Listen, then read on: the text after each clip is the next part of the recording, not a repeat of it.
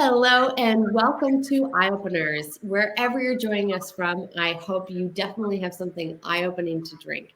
Now, for me, it's still 10 a.m., so I do have some coffee left, which you guys know definitely gets me going and brings in great insights.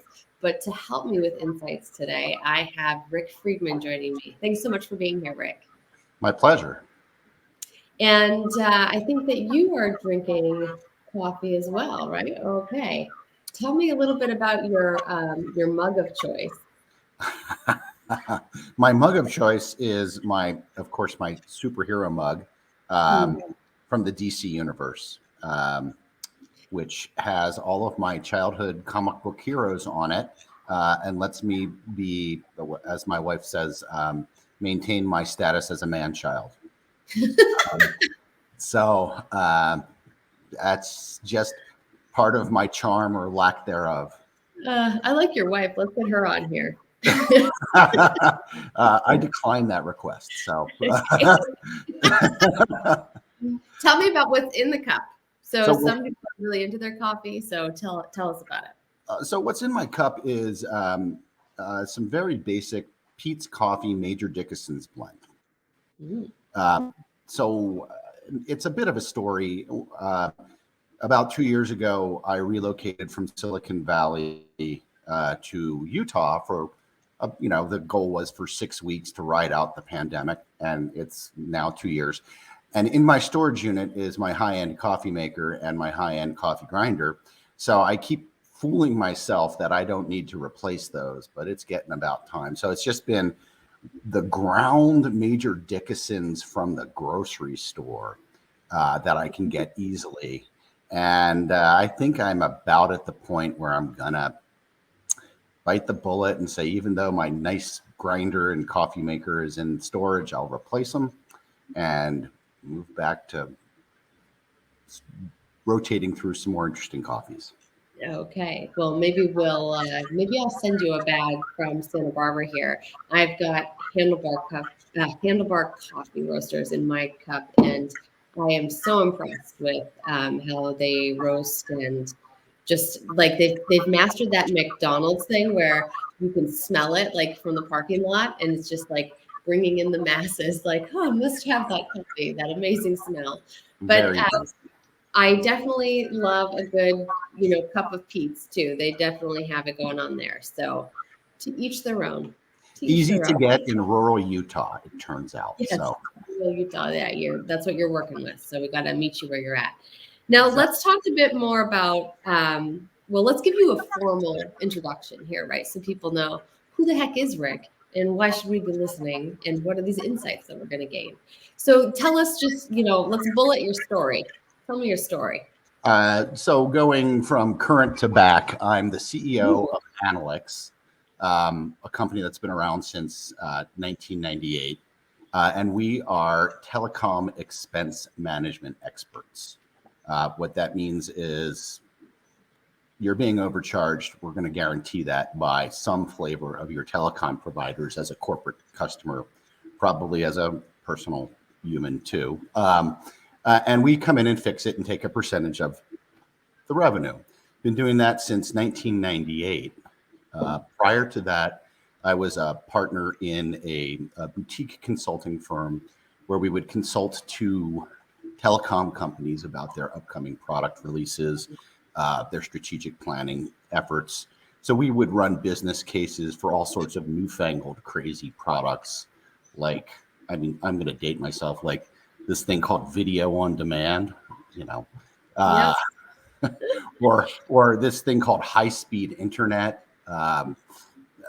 Things like that. We would run the business cases for various telecom companies or consortia of telecom companies. Mhm. And then before that, I was a consultant for one of the, at the time, Big Eight. Um, Mhm. and before that, I was a business school student having a great freaking time uh, in Evanston, Illinois, learning, screaming, having a blast. And just since then, everything has progressed. On the personal side, I have 3 daughters. So stressed out CIOs have nothing compared to 3 girls in middle school at any given time. So I can be pretty even keeled, given I'm used to very loud environments and 3 or 4 people talking at me same time and saying different things and wanting a response immediately. Yeah. So that's me in a nutshell. Wow. Well, thank you for that. So we know we have somebody very experienced and skilled on our hands here, people.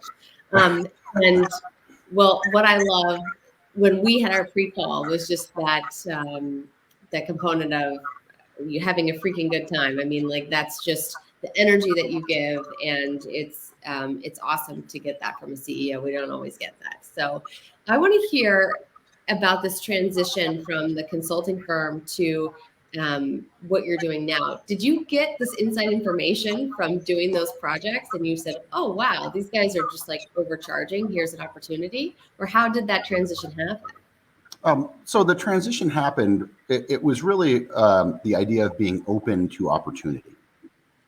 A friend of mine had peeled out of the Big Eight and started a consulting firm, and he was trying to convince me to join him and be one of the idiots, as we used to call ourselves, the idiots who ran a consulting firm.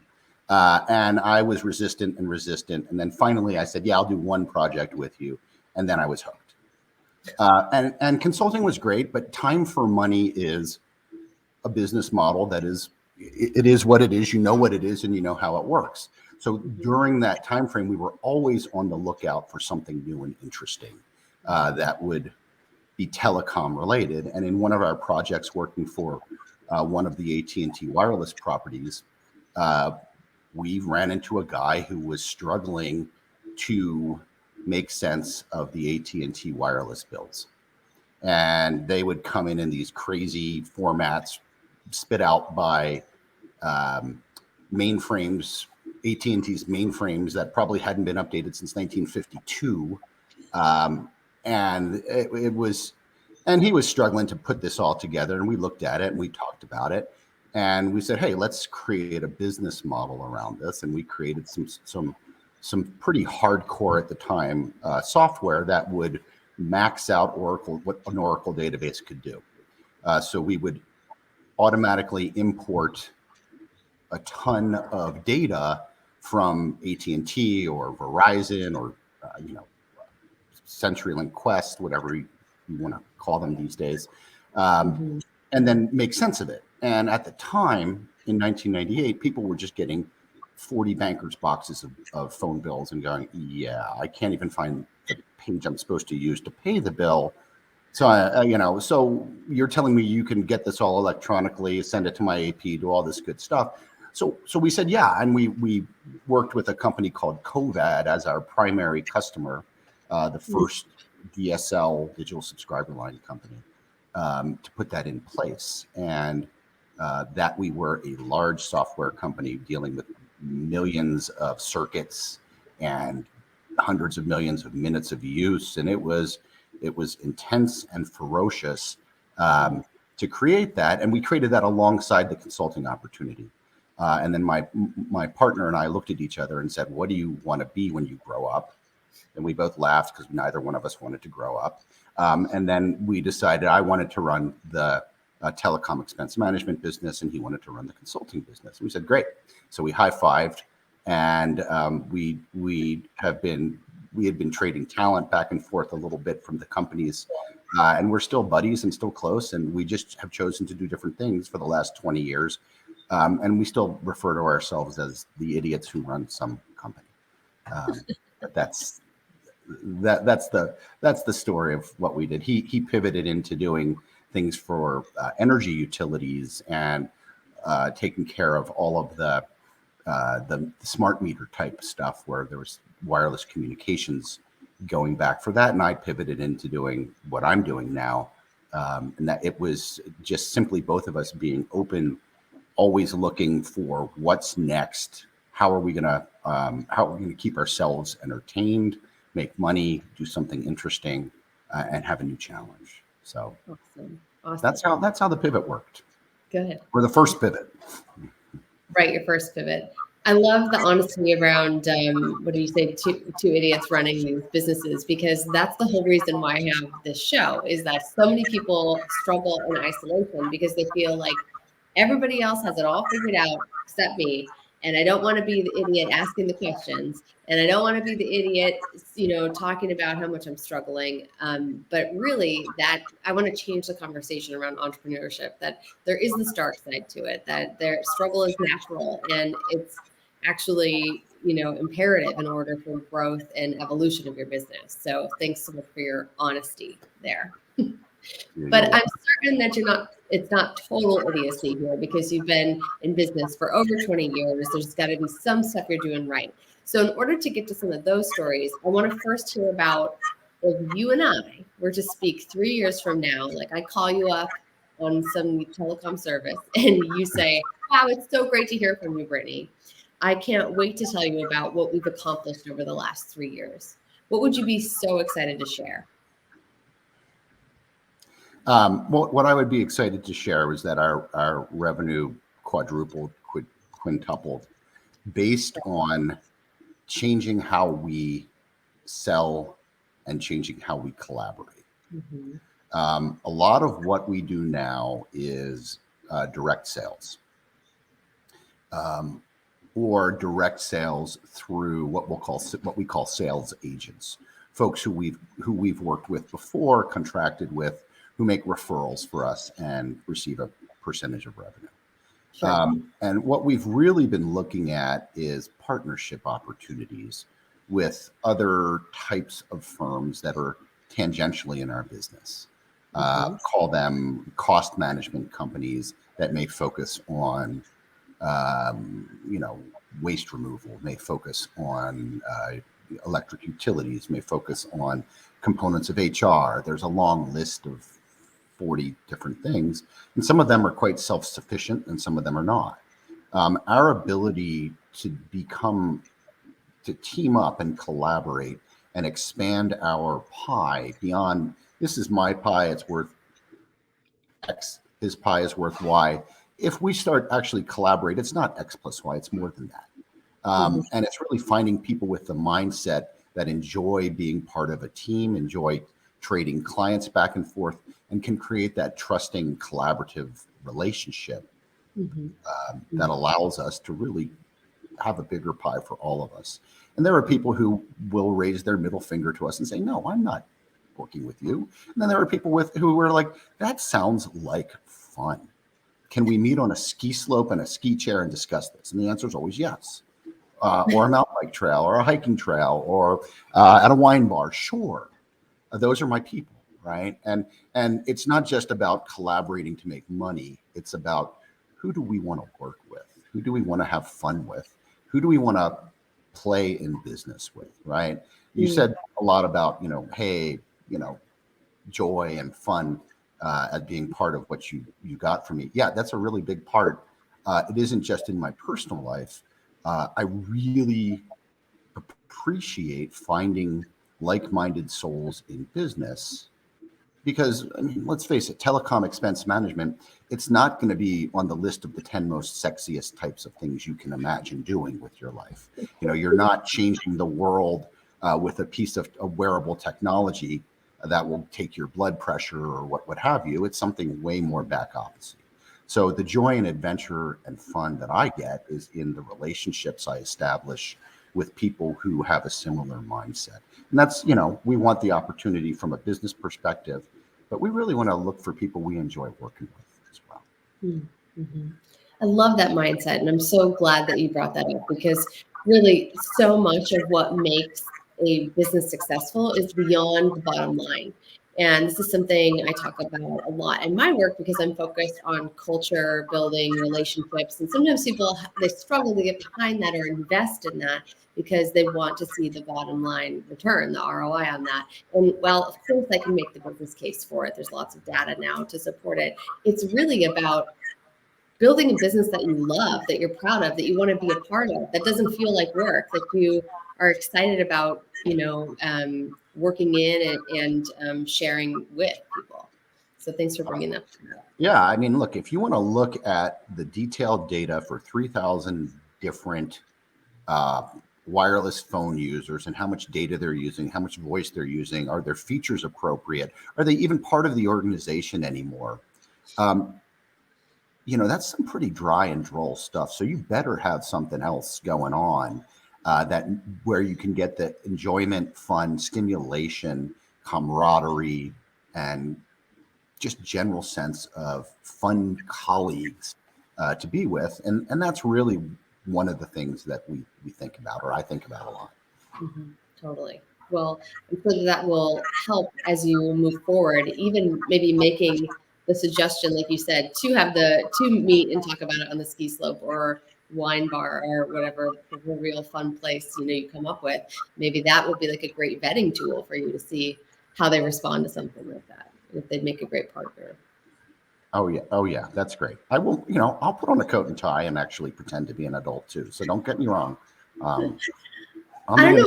There's something to be said for that authenticity, though. Like, why is that the thing? The shirt and the tie. I mean, there's cultural components and places for that, but maybe it's time to rewrite it. I agree. However, when we're walking into a law firm, a white shoe law firm, who is deeply concerned about your professionalism and whether you're going to treat their data with the appropriate care and privacy concerns, maybe I can be, not be the man child, but be the man for a few minutes and have that conversation. And then after we get to know each other, we'll have our next meeting at the wine bar or on the ski slope. Figure it out from there. Fair. So know your audience, right? Know your customer. There we go. Exactly. Right. Exactly. So let's talk about what's the greatest opportunity for you guys when you do hit that 4x revenue, 5x revenue, and create these partnerships that really serve you guys. What's the opportunity within that for maybe you personally or for the business? Why is that the 3-year goal? Why does it light you up? Why do I want to grow my business? It's part of the reason same reason I work out and I go to the gym. There's stimulation, mental and physical, and there's goal setting that makes me a happier, better person personally. But more than that, we have a group of people that we want to share our success with. My president of my company is a guy I've known since I was 18. He was the president of the fraternity I joined as a freshman in college. And we decided about 5 years ago to start working together. And a lot of people who I have as referral partners, sales agents, are people I've known for a long time. And people who I would love to share the wealth with, so that when I succeed and we succeed, we're all going to the bank. The joke I have is, hey, listen, when you buy a yacht, can I be one of the first people to ride on it? And they're like, Rick, I'm not buying a yacht. I'm like, okay, fine. But if you did, would you let me? So a lot of the goals really are about the community that we want to create and the abundance we want to create within that community. So it's sharing the wealth. It's being not just happy personally, but happy with my crew, my group, my people. I love that. There's a lot of that's out that I think about. So yeah, that's awesome. So let's talk about, what is the greatest challenge within that, right? Because if it was that easy, we would just do it and we wouldn't have to be talking about it 3 years from now. As part of the show, I really focus on highlighting what is the challenge, what you're working on, what you haven't quite yet figured out yet, to really provide an example of what it's like to be in the thick of entrepreneurship and trying to solve these problems and not pretend like it's rainbows and butterflies and everybody has it figured out. Absolutely. So let me try and give you a really short and sweet version of what we're selling. I'm going to come to you, Brittany, and you're a CIO, and you're spending $10 million a year on telecom. And I say, you're being overcharged in these 3 ways. And we're going to come in and we're going to save you 20 to 40% of that number. So $2 to $4 million. Wow. And by the way, it's not going to cost you any money up front. We're just going to take a percentage of it. And by the way, it's not going to take your team a lot of time. It's really us doing the work. We'll report into you. Yeah, there's some setup of, 10, 12 hours from one of your teammates and one of the people on your team. And then after that, it's, 2 to 4 hours a month. So the way I describe that, I shorthand that, I am selling Magic Fairy pixie dust. Most CIOs look at that and they go, thank you. That's so nice to hear from you. Right? Unless you have a warm intro and some references, even the case studies, they're like, I hear people promise me stuff like that all the time. So we're selling something that is, it hits the skeptical button on, especially on CFOs and CIOs. Lots of skepticism that you can do that. Lots of skepticism, even though we may have quite, I've got 23 years of a track record at this point. Right. Yeah. So we still hit that skeptical button, and people will say, hey, all right, so what's my biggest challenge? How do I overcome the Magic Fairy pixie dust problem? What in my communication can I do differently? And who in my communication can I do it differently to? So obviously, putting 1,000 people into MailChimp and sending out some big, large mailing gets me exactly what you would think, which is a big, fat, small bill from MailChimp every month for $18 or $20 or $50 or whatever the number is. I don't know. What I need to do is be really targeted in my communication, who I'm communicating with, and what channels I'm communicating with. Through, or what kind of channels I'm communicating through. I'm sorry. And so for direct communication, it's very obvious to us. Our biggest challenge is getting a warm introduction from someone, a CIO or CFO, trusts and will believe, and goes, yeah, look, this guy's for real. He's not an actual idiot. He just calls himself that every now and then. That's part one. But there are there's a limit to that business model that we hit it regularly. So how else can we get out into the world? And some of it's through our affiliations, whether it's talking to CIOs and CFOs from people who graduated from my business school, graduated from college, graduated from other folks on my teams. There's some affiliation discussion, and then there's also a partnership channel where other firms who we are allied with have already established their credibility, and they can bring us in, and vice versa. So it's really how do we thread the needle in communication, who we communicate to, and the channels we communicate to. That's our challenge, and it's not as much. I simplify it, and I tell you what my challenge is because I can now frame it because I've experimented and screwed up in every other way possible in order to find this, right? This isn't a business school marketing case study where you read the case study and figure out the answer. It's okay, I'm not sure what's going to work here. Let's try this. Let's try these 5 things with our team in the next 6 months. Wow, 4.5 of them failed miserably. One of them we might want to tweak. The other one seemed to have gotten some responses. Is it statistically significant? A great example is for us is it would seem to us logical that one of the groups we should communicate to and through is private equity. These guys are concerned incredibly about their returns. They have a whole bunch of companies. They have influence. They're on the board. Right. And over a 6 or 8 month period, we get 0 responses. And these are from friendlies. They're like, okay. So we need to have a debrief on why that is. And when you dig into it, you find out these guys have a limited number of bullets they're going to expend on with their portfolio companies. And it's not going to be on us. It's going to be on things like transactions, or C-suite changes or,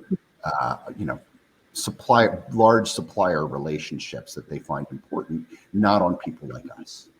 Even though we think it should work, it should be a good channel to work through. It's not.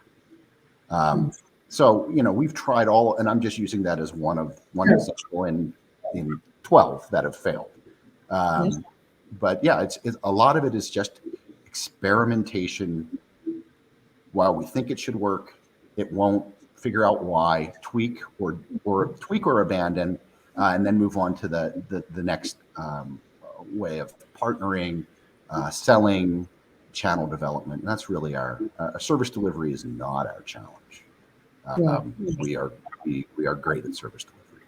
So, I'm curious. I have like 3 questions after all that. I'm curious if your customer would define the value you provide differently than maybe you do, right? And I know I'm not offering something completely groundbreaking here, but I wonder if the way that you see the value you bring is different than the way that your customer does. tell me more about that, Brittany. Well, because the way I think about my work is I love the science behind it. I love the idea of people communicating better, and I know what can come from that. But that's not really what my customer responds to. My customer responds to the idea of alignment and what opportunity that creates. So if I can get the team more on board and engaged and behind a certain initiative or whatever, then the opportunity that comes from that is greater success of that initiative down the road. And so I love the relational science of what I do. I'm like total nerd at heart. And I bring that to the table, and that's why my service delivery works. But what my customer wants to hear about is like, hey, are you having trouble getting people to get behind your new initiative in your business, like the new revenue stream or the new model or whatever it is? Like, and you feel stuck and you want to bang your head on a wall because it feels like nobody cares and you hate your business now. I can solve that problem for you. So, maybe the value proposition is different from the way the customer sees it or the way the private equity guy sees it, right? And you have access to proving this theory right or wrong through the customers you've already worked with, right? Got it. So I think you are definitely onto something in the process of talking to a C-suite individual. Almost all of what the discussion is around dollars and around cost in personnel time, or even opportunity cost if they focus on this. What are they going to not do otherwise? So that's at the C-suite level, and that conversation ends with a yes or a no pretty quickly, or in some cases after a year and a half. Sometimes it can go that long. But when we get into it with their directors, that's where it changes, I think. And yes, these guys want to look good and perform, give the dollar performance promised, and do all of that. Beyond that, though, what tends to happen with our clients, and this is why I say we're so good at service delivery, is they come to rely on us almost as part of their team. And it allows them to reallocate folks who were doing telecom related things to other projects. So we have an example would be, we have a large international consulting firm, 15,000 people or so around the world is one of our customers. And we're embedded with them in such a way that they bring almost all of their complicated telecom challenges to us before they go and do something, and then we have to go fix it and reprice it. And they have reallocated a lot of the folks who used to deal with their mobile programs, and a lot of folks who used to deal solely with voice communications to other projects because they can. So there's a time savings, a productivity savings, and there's also a relational piece, because the culture of the company is really relationship based. I know folks in IT, it can be grueling. They just came through the year end for IT people, and some of them didn't sleep. Some of them had a great holidays.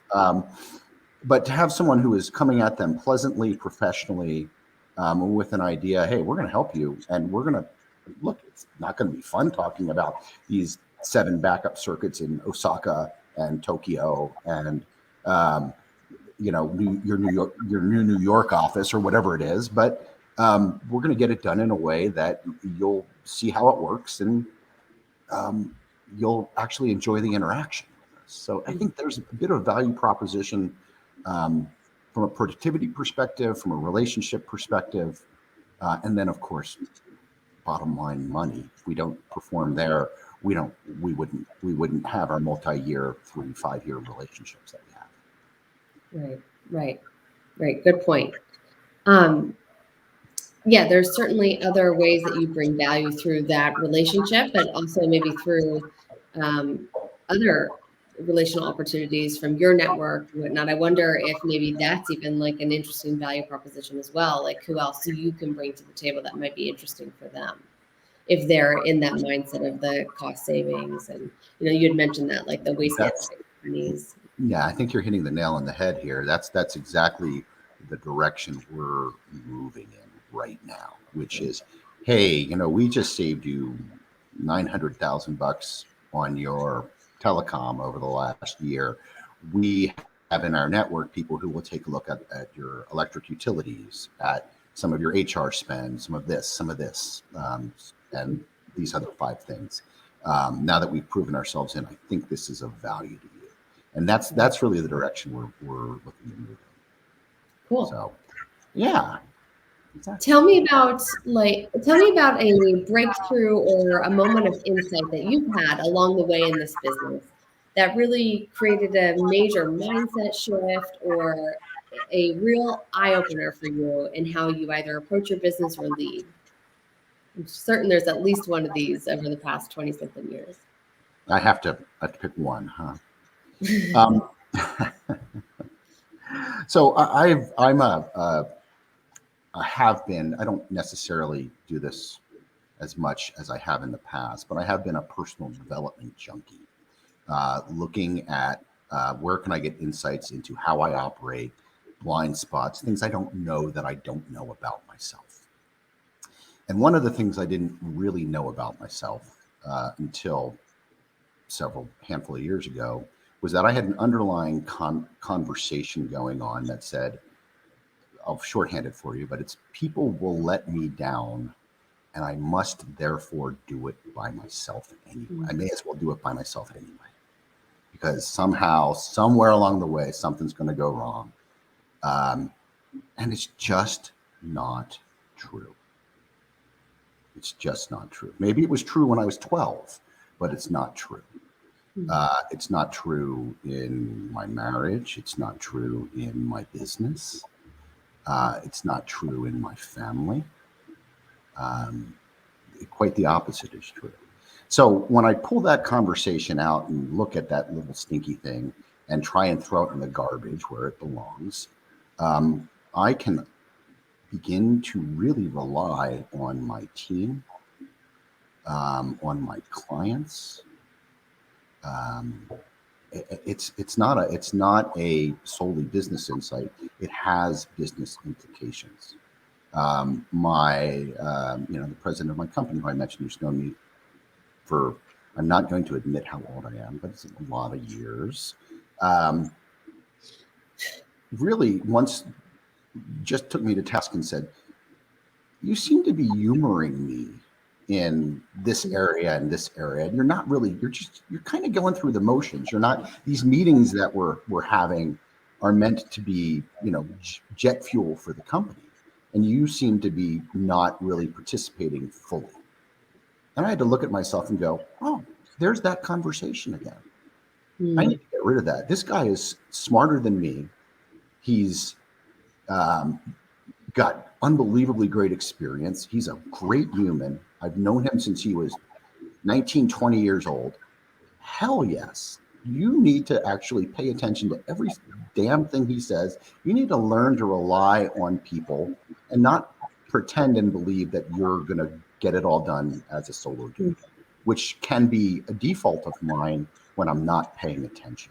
So the rule is pay attention to how I'm operating as a person, and that's been a really helpful and great conversation and great relationship tool to engage with. Right. I mean, that is such a powerful message. So thank you so much for sharing that.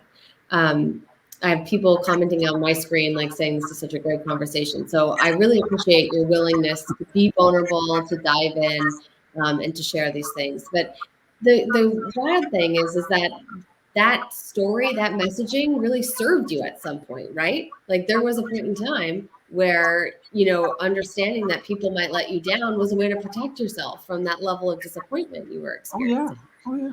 Super helpful. I mean, look, I can give you evidence right now on both sides of this story, right? I can give you, a 20-minute talk on evidence on why people have in the past let me down and why I should just do stuff by myself. And I can give you an even longer talk if I were to focus on it, on why people will not and do not. It's really the evidence you look for that you find. And if you're open to considering that you're wrong, like I said, I call myself an idiot, so I'm going to be wrong a certain percentage of the time.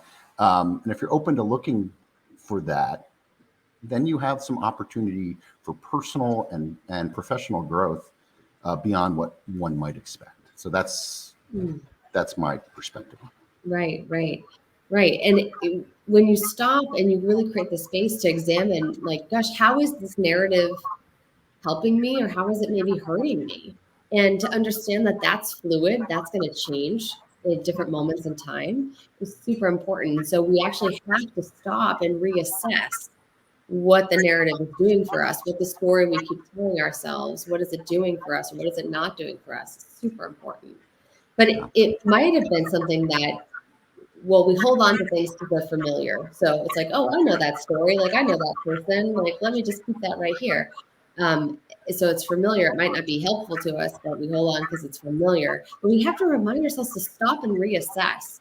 Adam Grant just did a lot of work on this at UPenn at Wharton School of Business, and he was talking about the necessity of rethinking. It's okay to change your mind. It's okay to, put a different stake in the ground as you grow and evolve and become essentially like a different person than you were 20 years ago. It only makes sense that you'd have perspective.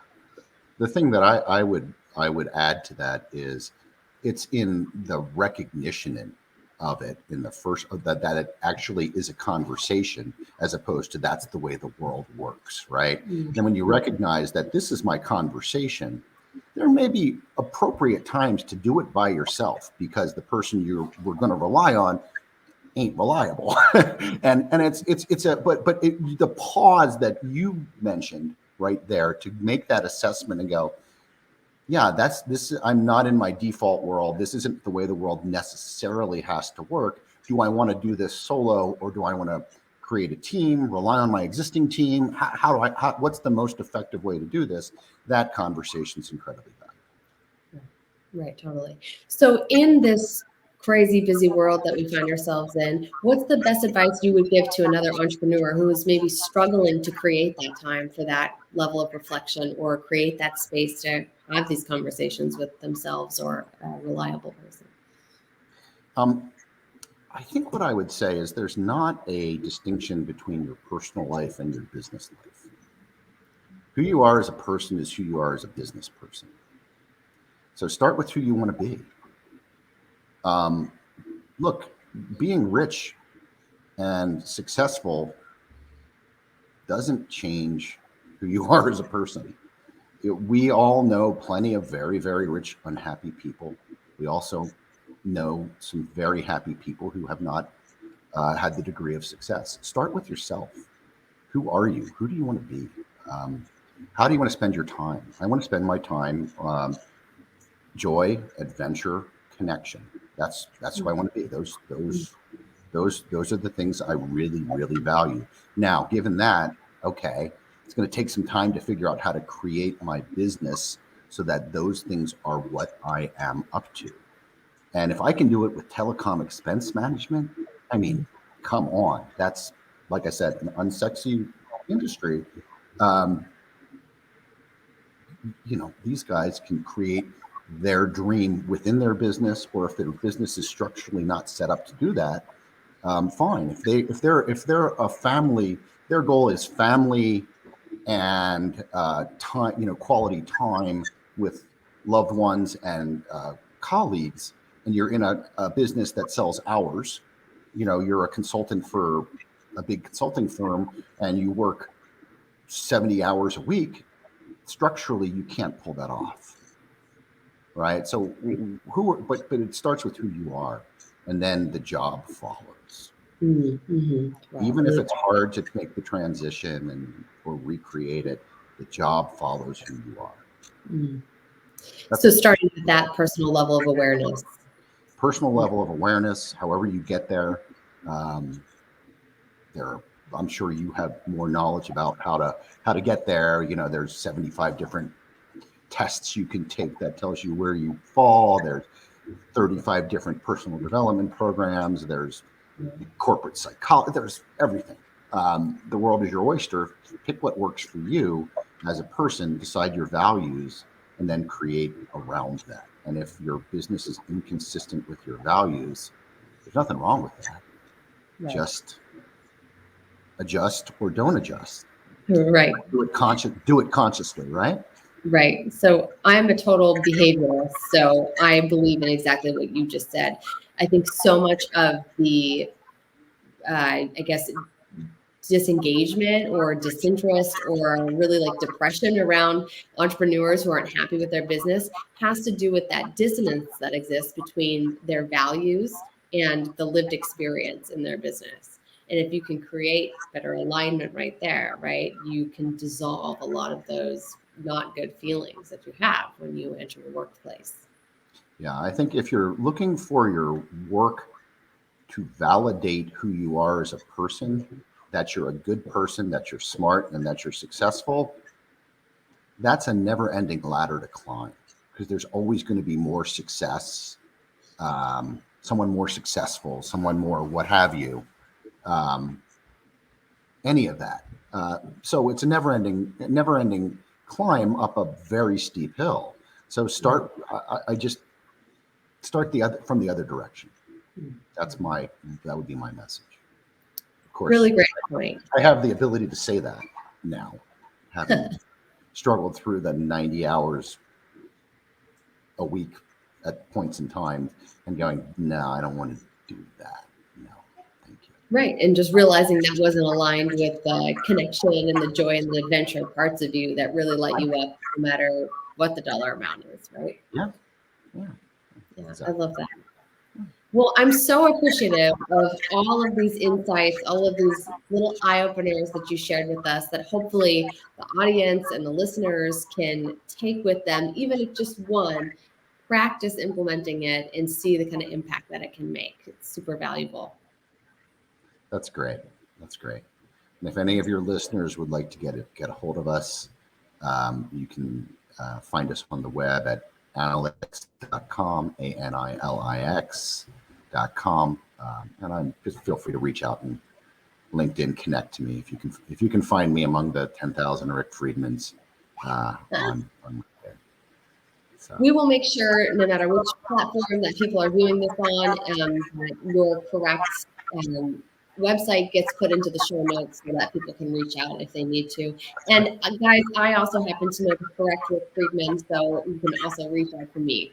A lot of people have my that are seeing this, so I'll get you guys together.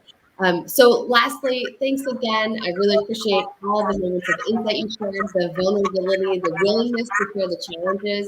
It's really how we all learn and how we all realize that we're not in this alone.